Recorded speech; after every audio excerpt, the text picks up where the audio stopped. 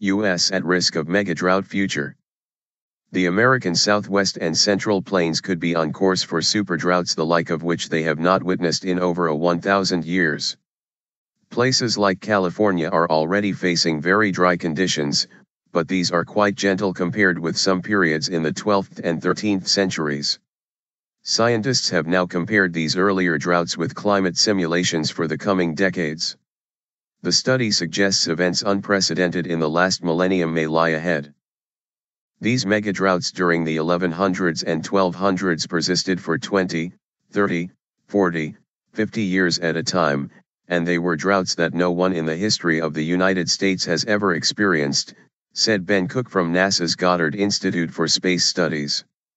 The droughts that people do know about, like the 1930s Dust Bowl or the 1950s drought or even the ongoing drought in California and the Southwest today, these are all naturally occurring droughts that are expected to last only a few years or perhaps a decade.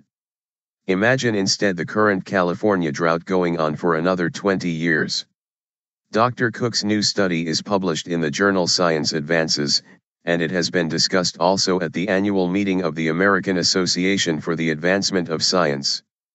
There is already broad agreement that the American Southwest and the Central Plains, a broad swathe of land from North Texas to the Dakotas, will dry as a consequence of increasing greenhouse gases in the atmosphere. But Dr. Cook's research has tried to focus specifically on the implications for drought. His team took reconstructions of past climate conditions based on tree ring data, the rings are wider in wetter years, and compared these with 17 climate models, together with different indices used to describe the amount of moisture held in the soils. Simulation. The soils dry because of decreased precipitation but also increased evaporation. The use of the paleo information, Dr. Cook said, allowed the simulations to capture the full extent of the natural variability that exists in the climate system, giving his team a better feel for what is normal and what is extreme. And what the group found was clear and consistent, that after 2050, the Southwest and the Central Plains would likely shift to drier conditions that exceeded even the great drought epochs of the so-called medieval climate anomaly in the 12th and 13th centuries. The cause of the drying was twofold: reduced precipitation, that is, reductions in rainfall and snowfall, but also increased evaporation, driven by higher temperatures, leading to more parched soils. In both the Southwest and Central Plains, we're talking about levels of risk of 80% of a 35-year-long drought by the end of the century, if climate change goes unmitigated, said CO author Toby Alt from Cornell University. And that's a really important point.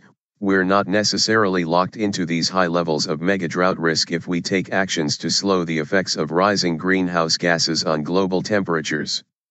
Asked to define mega-drought conditions more precisely, Dr. Alt used the example of Tucson, Arizona, where precipitation has been at 80% of expected levels since the late 1990s.